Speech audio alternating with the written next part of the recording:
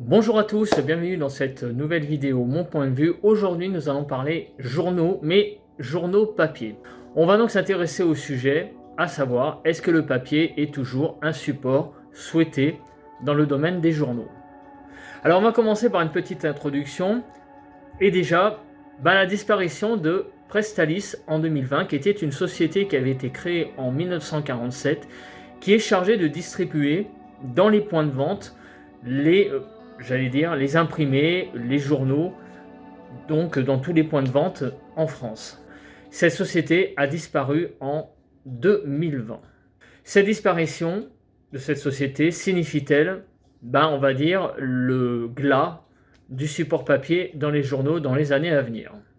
Alors la vidéo va se décomposer en 4 parties, les chiffres, quelques chiffres, les idées positives, à savoir ce qui contribue, on va dire, éventuellement à la poursuite du souhait du papier dans le domaine des journaux, les idées négatives, à savoir ce qui va à l'encontre donc de ce support papier dans les journaux, et enfin pour terminer, mon point de vue sur le sujet. Alors les chiffres, à Paris, il y avait au début des années 2000 près de 400 kiosques à journaux. Ce chiffre est actuellement en 2020 de 364. Le nombre de librairies à Paris a diminué de 39%, puisqu'il y a eu à peu près 400 enseignes qui ont disparu depuis le début des années 2000. Et entre 2018 et 2020, il y a eu la disparition de 147 journaux en support papier. Passons aux idées positives, on va dire ce qui contribue positivement à la poursuite du support papier. Alors tout d'abord, il y a la migration numérique des journaux qui continue, puisqu'elle a commencé il y a quelques années, et qui continue. Donc beaucoup de journaux connus ont leur site, et aussi dedans, il y a une partie qui est libre, mais il y a aussi des parties abonnement. On ne peut pas consulter tous les articles de façon gratuite. Quand vous tapez sur Google n'importe quel journal, vous voyez qu'il y a pas mal d'articles qui sont payants et réservés à des abonnés. Alors pourquoi ça c'est plutôt positif pour le support papier? Eh bien parce que en fait, à la différence du support papier, sur le numérique il y a quelque chose qui est un peu différent, c'est le référencement Google. En effet, quand vous tapez un sujet, un thème de sujet, là il y a le référencement Google qui joue, alors que quand vous achetez un support papier, vous achetez le journal et puis en général vous lisez, je ne dis pas tout, mais vous lisez la plupart des choses. Quand vous allez dans un kiosque à journaux, j'allais dire, il y a la même tête d'affiche pour tous les journaux, la même exposition. Quand vous allez dans un kiosque à journaux, il y a des étalages et en général les journaux qui sont dedans. Et j'allais dire, il y en a beaucoup qui sont à peu près à la même exposition. Alors que sur Google, c'est pas du tout pareil. C'est là où je veux en venir, que l'exposition des journaux papier, quand vous allez dans un kiosque à journaux, est quelque part mieux fait. C'est-à-dire, il donne la chance quelque part autant à divers journaux, alors que sur Google, c'est un petit peu différent. Voilà, il y a un tri qui est fait. Donc, pour l'exposition support papier, je trouve qu'elle est meilleure que l'exposition sur Google pour un titre donné. Alors, autre idée positive pour les journaux papier, j'en ai un petit peu parlé juste avant. Quand vous achetez un journal papier, c'est vrai que en général, vous lisez, vous achetez le journal parce que vous êtes abonné vous êtes abonné, pas abonné, mais vous êtes fidèle à un titre. Donc moi, par exemple, allez, je vais donner un titre, Le Parisien, donc j'achète Le Parisien. Je lis Le Parisien un peu comme un livre, voilà. Alors que sur support numérique, l'approche est quand même assez différente. Et en général, on regarde en premier, j'allais dire plutôt les articles, on va dire titres putaclic, et le reste est un peu délaissé, quoi. Donc j'ai envie de dire que sur Google, la perte d'information est quand même plus importante à titre égal, alors que sur un support papier, on a tendance à lire beaucoup plus en profondeur les choses. Ça rejoint un petit peu ce que je disais sur le cinéma dans une vidéo, c'est-à-dire que sur Netflix, on lâche un petit peu plus les vidéos avant la fin, en moyenne, que au cinéma. Et là, c'est un peu pareil. Le support papier, en général, on lit un journal et on finit peut-être pas forcément le journal jusqu'à la fin, mais on en lit une grosse majorité. Alors que Bah, sur les supports numériques, en général, c'est plutôt par sujet. Les sujets qu'on aime le plus, on le regarde en premier, puis après, le taux de décrochage est quand même beaucoup plus important. Voilà, donc c'est à peu près les idées positives que j'ai trouvées concernant le papier. Donc, comme vous pouvez le voir, bah, il n'y en a pas des masses hein, d'idées concernant le papier. On voit quand même que numérique a quand même pas mal grignoté les choses, mais il reste quand même des aficionados du papier. Pourquoi? Bah, parce que c'est aussi un support en lui-même. Il y en a qui préfèrent voilà, lire sur le papier, entendre le bruit du journal. Ça paraît con, hein, mais c'est aussi l'objet. Hein, c'est comme les gens qui aiment le CD, enfin le vinyle plutôt, hein, qui n'aimaient pas le CD parce que c'était déjà un support plus froid. Et là, en plus, on se dirige maintenant, enfin, on a des plateformes de streaming maintenant à la place, avec des fichiers donc dématérialisés. Donc c'est un petit peu la même chose. Vous voyez, il y aura toujours, je pense, des aficionados du papier qui préfèrent lire ça sur un support papier. Un peu d'ailleurs comme les livres d'ailleurs. C'est un peu la même chose. Donc il y a quand même quelques idées positives concernant le papier, le support papier, mais on voit quand même que la balance au fil du temps se penche à cause justement du côté numérique et aussi les les jeunes générations notamment, qui préfèrent quand même les plateformes numériques. Passons à présent aux idées négatives, à savoir ce qui contribue, j'allais dire négativement, à la poursuite du papier dans le domaine des journaux.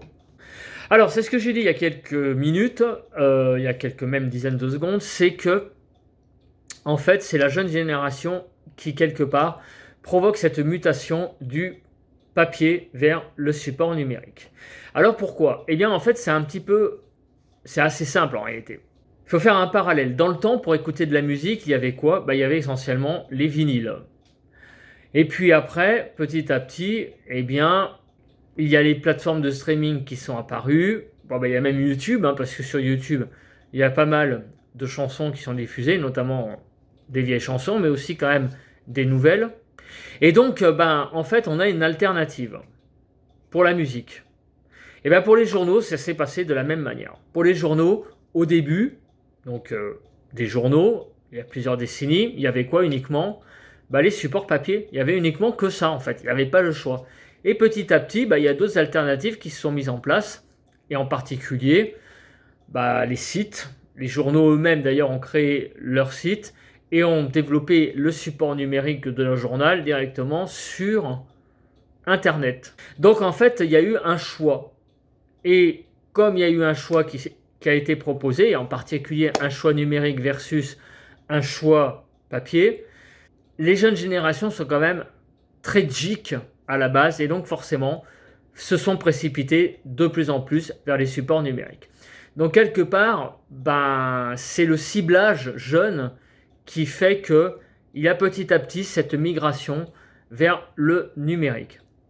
Donc malheureusement, j'allais dire que pour le support papier, c'est un petit peu comme le vinyle. À un moment donné, il y a eu la mort du vinyle à cause de ça, parce qu'il y a eu l'apparition d'outils plus modernes liés à la jeune génération, donc le CD à l'époque, hein, et le DVD après, pour les vidéos à la place de la VHS, mais les CD ont à un certain moment vraiment condamné les vinyles. Mais on revient petit à petit, d'ailleurs, hein, au passage, on revient petit à petit au vinyle en ce moment. Donc, j'ai envie de vous dire que ce qui tue le support papier, forcément, c'est des outils plus modernes, plus geeks, et qui sont, j'allais dire, ciblés vers les jeunes. Alors un point négatif concernant le support papier, c'est en fait quelque chose qu'il n'y a pas au niveau du support, c'est un moins en fait, qu'il n'y a pas au niveau du support papier, chose qu'il y a au niveau du support numérique, c'est la possibilité d'interagir. Là où il y a des articles publiés, eh bien quelquefois il y a la possibilité de commenter tout simplement, donc d'interagir avec ce qui est proposé, chose qui est impossible avec le support papier. Donc ça c'est quand même un gros moins du support papier par rapport au côté numérique des choses, c'est que sur le support papier, il n'y a pas d'interaction possible avec le lecteur, alors qu'il y a une possibilité d'interaction avec le viewer. Autre aspect négatif concernant le support papier, eh bien c'est tout simplement l'encombrement. Ça paraît très con, mais c'est vrai que dans un train, il est quand même largement plus facile de lire un journal sur une tablette que de lire un journal avec un journal déplié, avec à côté des voyageurs. Vous voyez, si on était tous à côté les uns à côté des autres, maintenant avec les RER ou les TGV qui sont beaucoup plus, j'allais dire, serrés en termes de place, on a moins de place qu'avant. Si on était tous avec nos journaux ouverts, je pense que on manquerait de place. Donc ça paraît très con, mais c'est vrai que les journaux papier, pour certains, prenaient beaucoup de place. Il y en avait certains que vraiment carrément vous dépliez votre journal, on vous voyait plus derrière, hein. Donc ça paraît con, mais c'est aussi une histoire pour certains journaux d'encombrement. Voilà aussi pourquoi le support papier des journaux a un petit peu de plomb dans l'aile, pour un aspect tout simplement pratique. Alors il y a quelque chose qui a fait aussi tomber vraiment au plus bas le support papier, qui a donc accéléré, j'allais dire, le mouvement, c'est la crise sanitaire. Pourquoi la crise sanitaire, vous me direz? Eh bien, à un moment donné, on était confinés pendant 2 mois entre mars et mai 2020 environ, et à la fin de l'année 2020, il y a eu aussi un confinement. Enfin, surtout le premier confinement, il y avait carrément des restrictions de déplacement, et donc forcément les gens, qu'est-ce qu'ils avaient comme réflexe? De rester chez eux, donc de regarder plus finalement le numérique que d'aller acheter des journaux papier. Et même les gens qui avaient l'habitude d'acheter des journaux papier, eh bien pour une partie, n'ont pas été acheter leurs journaux papier de façon habituelle. Donc il y a eu quelque part un changement d'habitude forcé par cette crise sanitaire. Donc il y a une partie forcément des gens, ça c'est mathématique, hein, qui est revenu au support papier aux bonnes vieilles habitudes.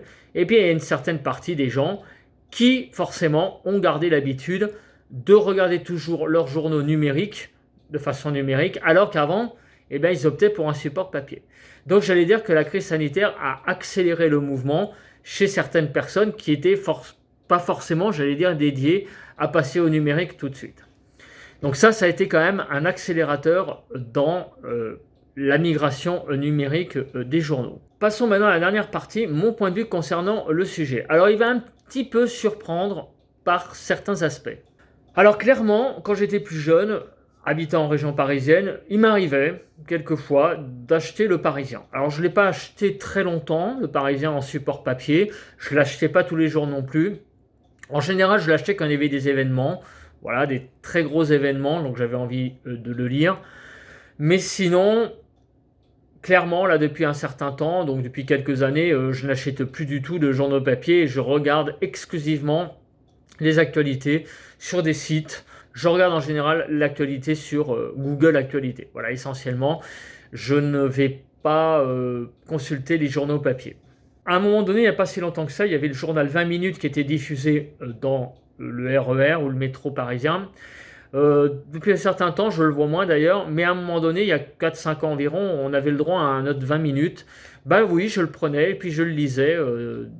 Donc ce support-là me plaisait bien. En plus, c'est un journal qui était assez en format pas très grand. Donc, je lisais ça, effectivement, à l'époque, hein, le journal 20 minutes. Il y avait aussi Métro, mais je crois que Métro a disparu.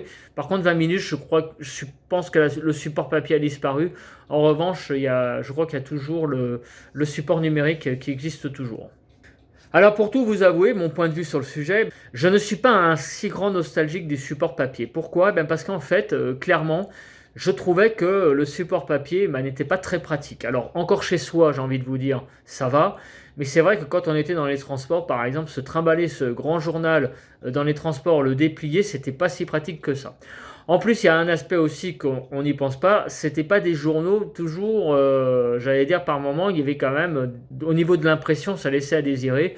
L'impression n'était pas toujours bien, il y avait par moment une impression un peu baveuse, et puis en plus, l'encre était quand même, voilà, était un peu, ça s'attachait les mains, ça tâchait pas directement, mais je veux dire, vous voyez ce que je veux dire, l'encre, on sentait quand même que c'était pas toujours une encre peut-être de très bonne qualité, donc ça, on en avait des fois peut-être un petit peu sur les mains. Bref, les journaux n'étaient pas quelque chose de très propre. Les journaux papier, moi pour tout vous dire, moi quand j'arrivais à un endroit, j'allais d'un endroit A à un endroit B avec des transports et que je lisais le support papier du journal, donc le Parisien le plus souvent, dans le train, moi j'avais qu'une hâte, c'est après c'est de me laver les mains. Donc le support papier était quand même pour moi pas très agréable. Alors je sais, hein, par contre il y a d'autres gens qui aiment le bruit, du journal qu'on tourne. Moi je garde pas un souvenir nostalgique de ça. Je trouvais quand même que c'était quelque chose par moment d'assez encombrant et de finalement peut-être pas si hygiénique que ça. Par contre, et c'est là où je voulais en venir, c'est les magazines. Là non, les magazines j'aimais bien les lire parce que souvent les magazines étaient faits dans des papiers glacés, dans des papiers de meilleure qualité. Et là, il y avait l'odeur du neuf, hein, des fois, dans les magazines. Le papier était de bien meilleure qualité quelque part. Donc oui, j'aimais bien lire les magazines en support papier, en particulier La Vie du Rail, parce que vous le savez, j'étais fils de cheminot et j'aimais bien l'odeur du magazine qui était neuf et le papier glacé. Donc là, La Vie du Rail, ouais, j'aimais bien lire. Là, par contre, pour vous dire, oui, effectivement, j'ai peut-être une certaine nostalgie, effectivement, de La Vie du Rail. Cette odeur de neuf du magazine, voilà, le fait de tourner les pages dans un papier qui était quand même de bien meilleure qualité. Par contre, les journaux, voilà, le Parisien, tout ça, c'était quand même fait dans des papiers de plus basse qualité et puis voilà, avec l'encre qui n'était pas toujours de très bonne qualité. Et en particulier, quand il y avait des très grandes photos, vous savez, avec beaucoup d'encre, on sentait qu'il fallait mettre de l'encre pour avoir de la couleur et tout ça. La définition était peut-être pas non plus très top. Par moment, il fallait pas trop passer la main sur les images parce que vous risquez d'avoir carrément de l'encre sur les mains, hein. Voilà, donc pour terminer, j'ai envie de vous dire que le support numérique, me concernant personnellement, ça ne sera pas une grosse perte. Voilà, moi je suis passé au numérique, hein, clairement, pour les journaux. Par contre, ce qui est très dommageable, c'est la fermeture de cette société Prestalis qui va entraîner des centaines de pertes d'emplois. Ça, c'est vraiment un drame social et c'est finalement peut-être la plus grosse mauvaise nouvelle que j'ai annoncée dans la vidéo. C'est ces gens, finalement, par cette migration numérique, qui se retrouvent sur le carreau. Voilà, écoutez, merci d'avoir regardé cette vidéo. N'oubliez pas de commenter, n'oubliez pas de liker et on se retrouve pour un prochain sujet et une prochaine vidéo. Bye bye à tous.